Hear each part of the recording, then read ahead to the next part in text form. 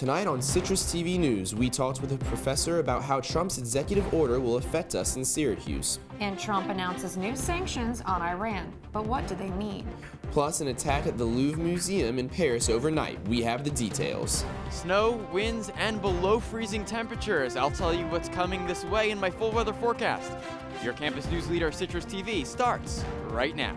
This is Citrus TV News live at 6, your campus news leader. Good evening, I'm Johnny Oliver. And I'm Jamie Weiss. Welcome to Citrus TV News. A forum will be held on February 28th to share the information gathered in the Campus Framework surveys. The announcement came today in an email from Vice Chancellor and Provost Michelle Wheatley. The forum will provide an overview, summarize results, review the goals of the new Campus Facilities Advisory Board, and more. That's right, and after the forum, Chancellor Severud and other university officials will continue to revise the draft of the campus framework. The email states that an updated campus framework will be released this spring. And federal judges have put bans on President Trump's executive orders, which has led to protests across the country. It begs the question, what happens when people go against the commander-in-chief, and how does it affect Syracuse? Citrus TV reporter James Groh sat down with Professor Thomas Keck to break down the situation. President Trump has made 7 executive orders in his first 2 weeks in office. He's fired his acting attorney general for not following one of them, and federal judges have said some were unconstitutional, so what does all this mean? First, you have to understand what an executive order is. It's a special decree made by the president and the president only. So why would one make an executive order? Some presidential actions are efforts to kind of follow up on some delegation of power that Congress has given them, and some of them are efforts to fill in gaps by addressing some issues that Congress hasn't yet addressed. But the scope of an executive order is unclear. It's not a power explicitly stated in the Constitution, which has been the reason for some controversy. But this hasn't stopped presidents from making them in the past. Every president, from George Washington to Abraham Lincoln and now Donald Trump, has issued executive orders. And they can say whatever they want in them. So if they wanted us to eat snow every day, we'd have to. But as we learned in our high school government class, there's a system of checks and balances. Congress can reverse it if it wants, and the courts can invalidate it if it wants, but he can write anything he wants in there. Not everyone is going to agree with every executive order. It becomes a bigger issue, though, when a city or state government refuses to follow one. This is happening in the city of Syracuse right now, where Mayor Minor says Syracuse will remain a sanctuary city in light of the recent ban on refugees. So what's going to happen with Syracuse's fight? As if the mayor says no, and the president says yes, then you have a conflict, and that conflict would likewise wind up in federal court. How long will it take, and in whose favor, though, is another question. James Groh, Citrus TV News. The University Lecture Series will host a Pulitzer Prize-winning author this Tuesday. Jhumpa Lahiri is a professor of creative writing at Princeton. Lahiri won the Pulitzer Prize for Interpreter of Maladies, which explores issues among immigrants. She's also written 3 other books. You can hear her speak at Hendricks Chapel on Tuesday at 7:30 p.m. And the College of Art of Visual and Performing Arts is being featured in a magazine, Threads Magazine for people who like to sew. Features the Sue and Jeanette collection in the February-March edition. The article features an interview with an SU professor of fashion design, and the collection has over 3,000 pieces of clothing from the 1820s to present. The Student Association is helping students who don't have cars go grocery shopping. They'll be offering bus rides every other week to Target and Wegmans, and the shuttles will run every other Sunday, starting at College Place and Goldstein on South Campus. Students can find the exact schedule on the Syracuse University news page. And the College of Law has introduced a New York externship program to help students start their career. The program allows students to find full-time legal work in the city during the summer, fall, and spring semesters. It is open to 2nd and 3rd year law students, and the program will start officially in the spring semester of 2018. It was sunny, but a little bit chilly outside today, Johnny.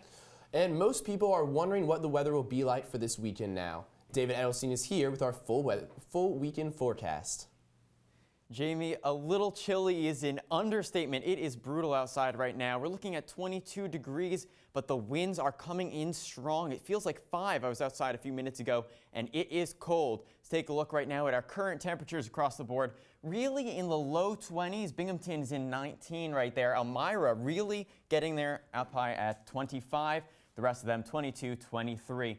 Take a look at our weather radar right here. As you can tell, around this time right now, we have a lot of clouds, a lot of snow that's coming down. It will move over into the Syracuse area. That's what we're going to take a look at coming up next, as we have another hazardous snow warning with lake effect snow, and we'll have more on that coming up. Thank you so much, David. And as you mentioned, this Sunday is Super Bowl Sunday 51, and it'll take place in Houston. And the game features the Atlanta Falcons and the New England Patriots. The Falcons had a great season thanks to quarterback Matt Ryan and a host of young talent, which led them to an 11-5 record. Atlanta destroyed the Seahawks and the Packers to reach their second Super Bowl in franchise history.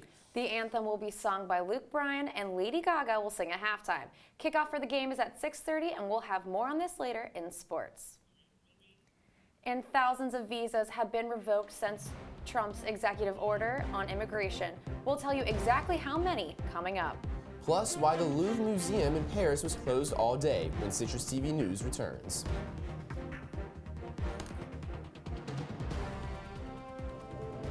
What are you, superheroes? Just 4 brothers who hate bullies and love this city. I'm sorry, I have to clear my...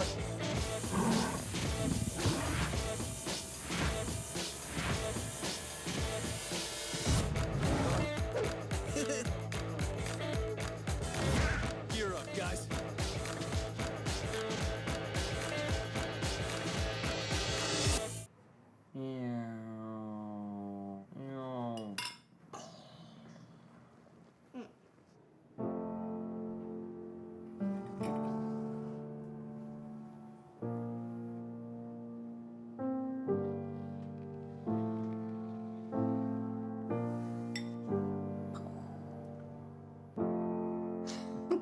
Visit aarp.org/caregiving for information on how to provide even better care for the person who wants to care of you.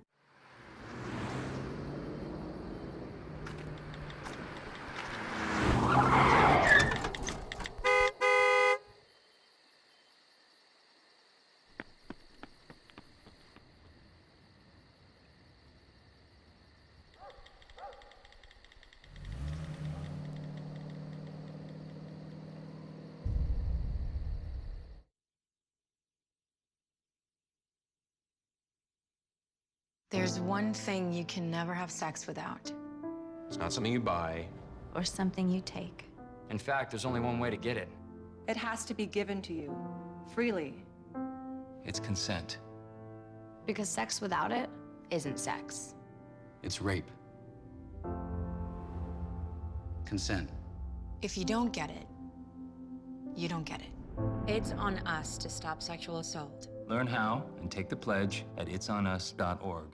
If you see news happening on campus, in Syracuse, or across the nation, call the Citrus TV newsroom, 315-443-1177, or tweet at Citrus TV News, your campus news leader. Betsy DeVos has passed the initial steps of the process to get cleared for Secretary of Education. Senate Minority Leader Chuck Schumer of New York says that she is one of the worst nominees and, along with other Democrats, says she does not deserve the position. Her nomination is under criticism for her views on public education versus charter schools. She'll have a final confirmation vote next week, and 2 key Republican senators have announced they are opposed to DeVos. Amazingly, it's never happened before that politics has become a much bigger subject than the Super Bowl. This is usually Super Bowl territory, and now they're saying that the politics is more interesting to people, so that's good. The Trump administration has imposed sanctions on over a dozen people and a dozen companies in response to Iran's ballistic missile testing. This puts more pressure on Tehran without undercutting the Iran nuclear deal. Those who were targeted were involved in producing missile technology. House Speaker Paul Ryan believes this shows how serious the new administration is about international accountability. And around 60,000 foreigners canceled their visas after Trump's executive order, which would have blocked them from traveling to the U.S.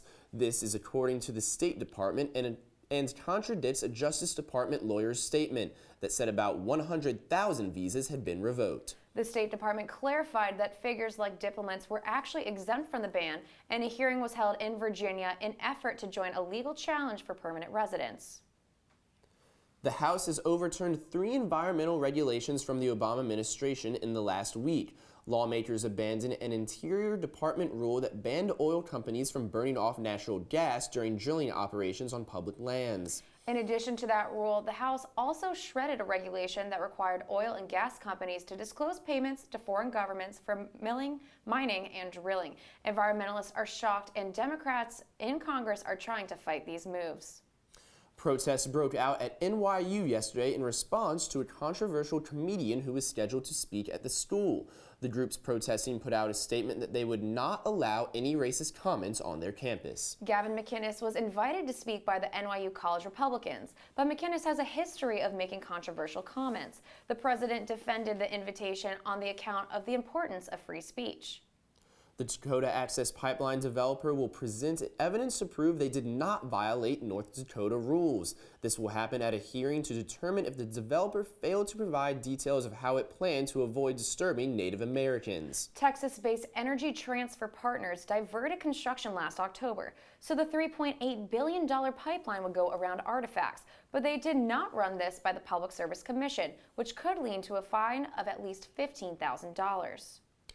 Mexican drug lord Joaquin El Chapo Guzman is appearing in a federal court in Manhattan today. A judge first ruled the drug baron would appear in court via video on Friday, but his lawyers asked the judge to reconsider. Guzman had been charged with running a drug trafficking operation that laundered billions of dollars. El Chapo has pleaded not guilty to the charges.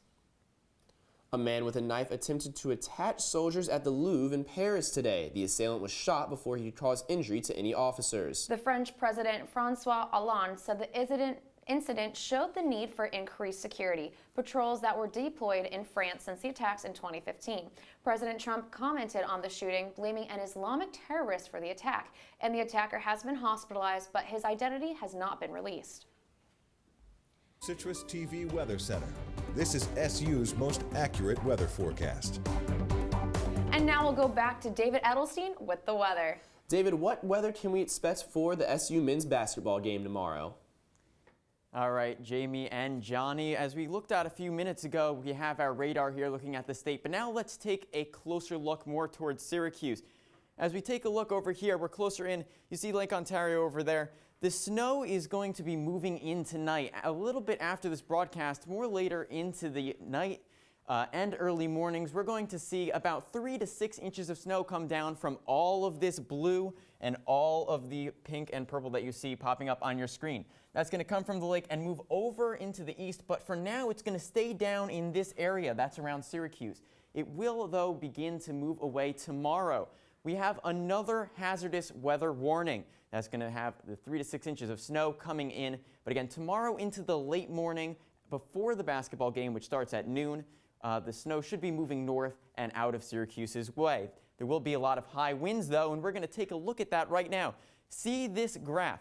All right, we have the wind speeds and the wind gusts. Now, wind speeds are about normal, but the gusts is what you should be worrying about, not the amount of numbers. Don't let those scare you. It's the gusts that are a little scary. We have 29 mile per hour gusts tomorrow and on Sunday, and on Tuesday they pick back up. But look at Thursday, that's a little bit ahead, but 38 degrees. That's really where you're going to have to be careful as you're outside walking around, trying to get to games, trying to get to classes, trying to really get anywhere, as that's really going to be hard to walk as it blows you out of your way. Got to also, it's frigid outside, so make sure that you stay warm with that.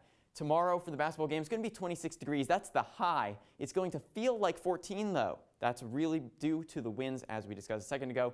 And be careful, there will be snow on the ground. Around tip-off, we're looking at it to be about 23 degrees, halftime 24, and at the end of the game, it's going to be 25 degrees. Not much of a change there, guys. Still in the 20s, really cold. And again, the snow as you're getting here. As we're going to now take a look Otto's happy that the game's tomorrow, but not as much about the flurries. It is going to get progressively warmer, though, as you can see over here on Wednesday. We have 41 degrees, getting back up into those higher temperatures. And then, of course, the game on Sunday. Be careful, because there will be snow, it will be cold, and it will be windy. Well, David, I'm looking at that 5-day forecast, and I'm really curious if Punxsutawney Phil was wrong. Yesterday was Groundhog Day, and he predicted 6 more weeks of winter, but it looks like the temperatures are going up. What's up with that? Yeah, they look like they're going up, but that's a 5-day forecast. We put day 6 on there. It's dropping down to 20 degrees and a lot of ice and a lot more snow. That's brutal. Now, David, you talked a lot in your forecast about the high winds and the gust. How bad is that going to be walking around campus for students? Yeah, when I was outside a few minutes ago, it was really minimal winds compared to what we're going to be seeing over the next few days, and my ears were numb, could not feel my fingers after a while. Really got to make sure that we protect ourselves with warm clothing, wear the gloves, wear the hats, wear the jacket, definitely. There should be no shorts at this time of year, but definitely staying warm. You don't want to get frostbite from wind. Awesome. Break out the thick clothes. Thanks, David. Thank you so much. Last month's job report came out today. Find out how Donald Trump inherited the economy. And Snapchat going public, how you can invest in the popular app when Citrus TV News returns.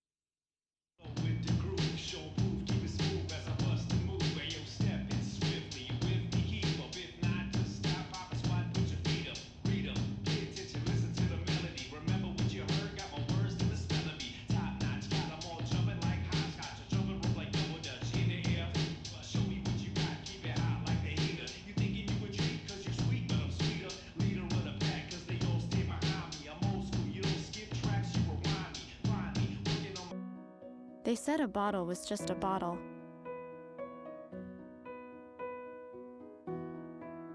That no one would ever notice me.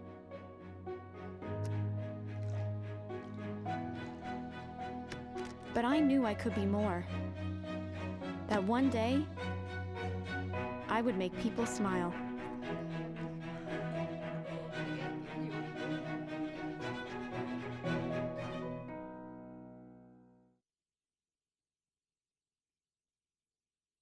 If you see news happening on campus, in Syracuse, or across the nation, call the Citrus TV newsroom, 315-443-1177, or tweet at Citrus TV News, your campus news leader. President Trump has inherited the economy with a 4.8% unemployment rate. The Labor Department says 227,000 jobs were added last month, which is the most since September. This means that the unemployment rate rose 0.1% since December, which officials say is because more Americans started looking for work. The president says he is very happy with this job report. And Uber's CEO announced he is no longer part of President Trump's Economic Council. Travis Kalanick resigned after a consumer campaign to boycott Uber because of his relations with the Trump administration. Kalanick says his association with the Economic Council was not meant to be an endorsement to the president, and that he condemned the executive order. Nissan is recalling over 350,000 Altimas due to an issue where if the rear windows are open, the doors might open too. Highway safety officials believe that the latch cables on the door were not routed correctly. The recalled models were between 2015 and 2017, and Nissan is not aware of any injuries because of the problem. The owners will be notified of the recall within the next 2 months. And another car company is ordering recalls as well. BMW is recalling more than 230,000 cars and SUVs in the U.S. The Takata airbag inflators can explode with too much force and can send pieces into drivers and passengers. At least 16 deaths and more than 180 injuries have been blamed on the problem worldwide. Owners will be notified of that in the beginning of March. Snapchat's parent company will begin trading on the stock exchange. Snap filed the paperwork yesterday to raise $3 billion in its first public offering. Last year, the company lost more than $500 million. As the future of the app and its ability to make a profit is questionable, it is unclear when they will start trading on the New York Stock Exchange. Nordstrom will stop selling Ivanka Trump clothing and accessories. The department store said sales have been down for Ivanka's brand, so they decided not to buy again for this season. Ivanka and Donald Trump's brands have been causing nationwide protests. Nordstrom did not specify if they would stop buying the brand permanently or if it was just for this season. Coming up in sports, Syracuse men's basketball goes for their 4th straight win tomorrow, but it won't be easy. We'll tell you why. And Coach Q and the team continued to roll on last night. We'll have the highlights and much more. It's all next. Stay with us. Every time I hear the alarm bell go off in school, I think it's an air raid. A lot of houses in our neighborhood have been destroyed. I like to close my ears and sing songs whenever the bombs come close. I'm worried our new neighbors won't like us. But I know it's all gonna be worth it. I just want my family to be safe. But these are not my words. These are not my words. These are not my words.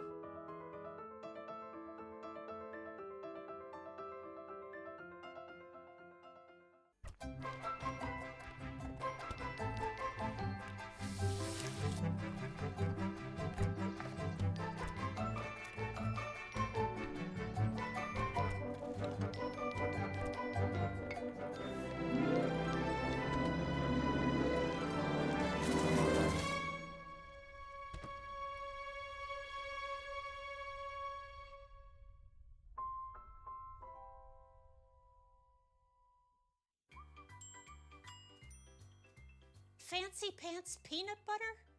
A big screen television? You haven't even brought a sofa yet. A motorcycle? When your father finds out, he's gonna flip his shoes with 2 buckles? What do you even need 2 buckles for? Mr. Big Shot, buying whiskey shots for everybody in the bar. From the looks of it, I'd say nobody even remembers. Feed the pig. Here we go. We're gonna go out there in the rain. Gonna get wet. All right, here we go. Oh,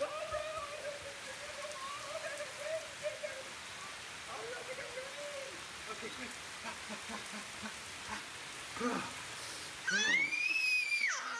Oh yeah, yes. So much fun. Mwah. We're getting so wet. And now, your CitrusTV Sports Report. Last March, Syracuse stunned the college basketball world by making a miraculous run to the Final Four. That journey included overcoming a 16-point second-half deficit to take down #1 seed Virginia in the Elite Eight. An unforgettable game. Tomorrow, those memories will sit in every fan's mind as the two teams square off once again. The #9 ranked Cavaliers travel to the Dome and try and snap SU's 3-game winning streak. And while the stakes may not be as high as their last meeting, the importance of this game for the Orange's tournament chances isn't being understated. Well, we got 3 straight. We got a really tough Virginia team coming into the Dome this weekend. So hopefully we can use this, kind of refresh, take a day, and get ready for a really good team. But yeah, we want to use it as much as we can for momentum. Hopefully we can keep the wins rolling. So it's an OTS. If we can get this one versus Virginia, that'd be a huge statement and a nice little streak, and we just try to keep going from there, taking it a step at a time. Comes in having won 6 of their last 7 games. Their only loss in the span coming to defending champions Villanova. The Cavs sit at 17-4 on the season, and they're second in the ACC. It'll be a good one in the Dome. Tip-off is at noon. Now, staying on the hardwood, Syracuse men's basketball isn't the only team on the Hill who's enjoyed a little hot streak. SU women's basketball has also been on a roll of late, and after winning 2 straight games against top 20 teams, Coach Q's squad returned home to take on ACC foe Pittsburgh in the Dome. And the Orange coming off of a big win against #19 Virginia Tech at Blacksburg. And early on, Brianna Day muscles her way in to get the layup to go. It's 5-2 SU early on. She would have a big game day. But back comes Pitt. Elena Gribble, she hits the 3 here, and SU's only up by 2. We're going to jump to the 3rd quarter because SU would start to pull away. On the backs of the seniors, Brittany Sykes gets it to go. Very next couple minutes later, a steal, and it's Brianna Day. She had 31 points and 14 rebounds in this one. And her co-senior partner here, Brittany Sykes, She gets the and one to fall, and she had 25 points. So the Syracuse seniors really stepping up in this match. And then it's Alexis Peterson, cherry on top here to Brittany Sykes. She finishes, and SU wins 93-65 against Pittsburgh. Now let's hear from some of the players after this big win. Just some nights this is not my role to score, so, but other nights it is. So, or just being just aggressive, or just mostly staying out of foul trouble to give my team that extra score. It's really hard to guard a player like Brown today. Not many posts are as athletic as she is, and you really have to guard her. Get your chips and guac ready because Super Bowl weekend is finally here, and Syracuse University will be well represented. Former SU football great Dwight Freeney will suit up for Atlanta in the big game. Freeney is playing in his third championship and is going for his second win. The 2001 Consensus All-American formerly won with the Colts in 2006. His Falcons will square off with the Patriots on Sunday. Kickoff is at 6:40. And in the NBA, the Nets have lost 7 straight, and it doesn't get any easier tonight. Brooklyn takes on an Indiana Pacers squad that have won 4 straight and are finally playing like the team many predicted them they would. Pacers are 11-4 in their last 15 games. And while the Nets have the NBA's worst record by 6 games, and they swap picks with the Celtics this year, so it's rough times for Brooklyn right now.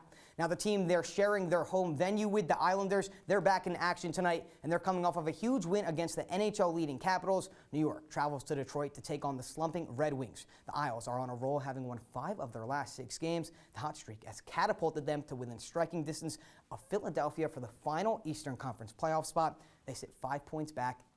Puck drop is at 7:30. So guys, lots of big sporting events going on this weekend and tonight.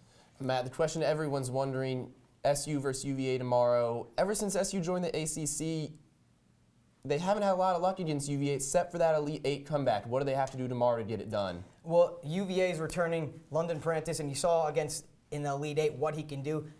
Big point guard, and he can really shoot the 3. Syracuse's zone is going to have to be much better, and this Virginia defense is very, very good. So Syracuse, they've taken a lot of contested shots the last couple games. They're going to have to be better with that. They're going to have extraordinarily good ball movement, and they're going to have to hit their outside shots, and hopefully John Gillen can give a little magic to everybody else like he had last game. His 3-point performance would be welcome again. Thanks, yes, Matt. Thank you. No problem, guys. And when we come back, we'll have one last look at your weather. Citrus TV News will be right back. When I was in foster care, I never knew when I would have to move, so I always had my suitcase ready to go. Then one day, I was adopted. My new parents opened their hearts and home to me. My parents cook my favorite breakfast for me every morning. My parents take me on trips I never thought I would go on. They gave me a home and an even better reason to use that suitcase. My parents aren't perfect, but they're perfect for me. They told me a bottle couldn't dream. That I would never become a superhero.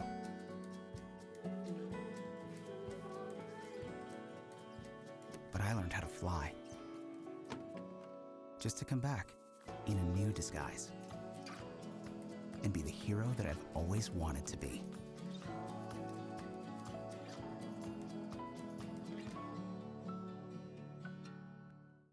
Every time I hear the alarm bell go off in school, I think it's an air raid. A lot of houses in our neighborhood have been destroyed. I like to close my ears and sing songs whenever the bombs come close. I'm worried our new neighbors won't like us. But I know it's all gonna be worth it. I just want my family to be safe. But these are not my words. These are not my words. These are not my words.